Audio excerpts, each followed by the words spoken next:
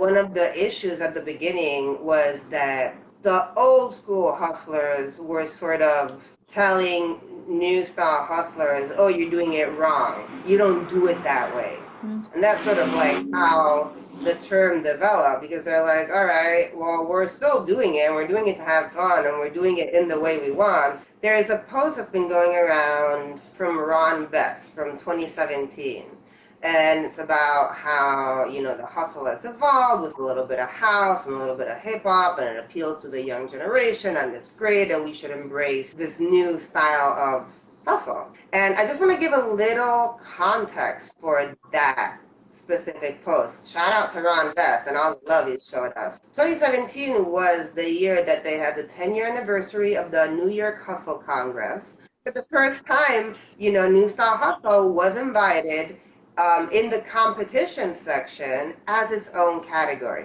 Robin had put together this worldwide video where all of the different communities were basically doing a specific routine all together that had that new style hustle flavor. And when the old school hustlers saw that, Laurie Brizzi, shout out to her because she's always been very welcoming. When she saw that, she was sort of like, oh wow, okay, now I see it.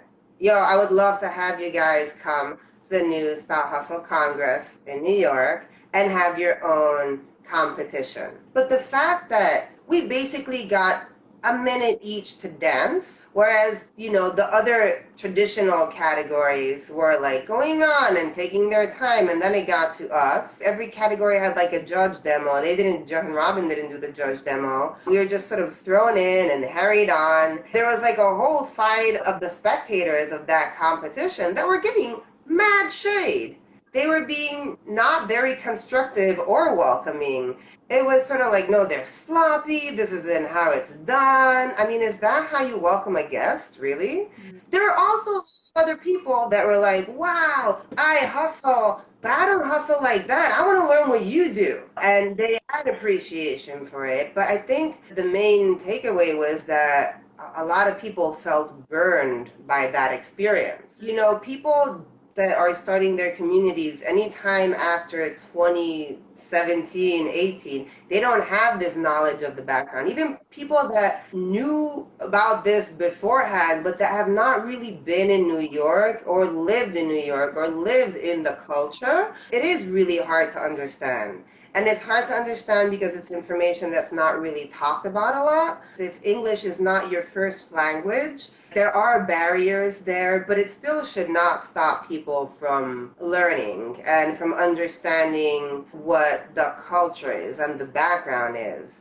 There's a lack of knowledge that goes along with Black culture in general, I think, in other countries. In one of the talks that I've listened to about Black culture, how Black people feel being Black in America in this specific time, after everything that's happened over the past couple of months that's gotten its worldwide attention, but that's actually been happening for centuries. One of these talks that was given by Tata, she said something that like really made me think. The question she was answering was, you know, because anybody who's not from the culture is a guest of this culture. And so how do you act like a good guest? And so one of the things that Tara was sharing about being a good guest is about having that awareness that you are a guest and having that respect and taking care that you don't hurt somebody or harm somebody because of ignorance. You know, it's not really about like, oh, you're ignorant, you're evil. No, but it's what you do once you find out that you don't know something. What are your actions after that? There was a New Style Hustle community. They put together this lovely video, but it started off with a Slade song. And I found that very inappropriate. If you take the time to study and learn, you shouldn't be making these mistakes. Or at least if you don't know and somebody informs you of it, then take the time to correct that mistake so that people don't feel uncomfortable.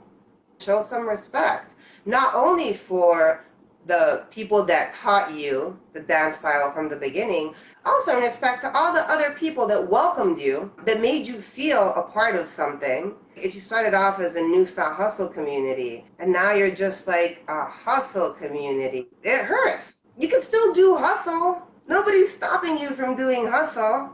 But why do you have to change your name to distance yourself from the element that brought you close to this type of community and this situation in the first place? And by calling a new style hustle community, changing the word hustle, in all effect, you're still doing new style hustle. Then you're not doing justice to any of the two dance styles. You're not doing the people that run the communities. It's really their responsibility to make sure that they talk about the history and the culture and explain all the aspects of New Style Hustle to the students that come. Because otherwise, every couple of years, we're going to have the same questions. Wait, so what's the difference between hustle and New Style Hustle? Yeah, shout out to all the community leaders. I know it's not easy sometimes. It's really beautiful because like every country has their own personality, right? Every people of a certain culture have their own flavor and their own vibe. And so then when you dance people of different countries, you get to feel that, to exchange that. It's a beautiful way to share love and share community. And it's a very open and welcoming approach, which is why being able to understand it and really learn about it and respect it is so important.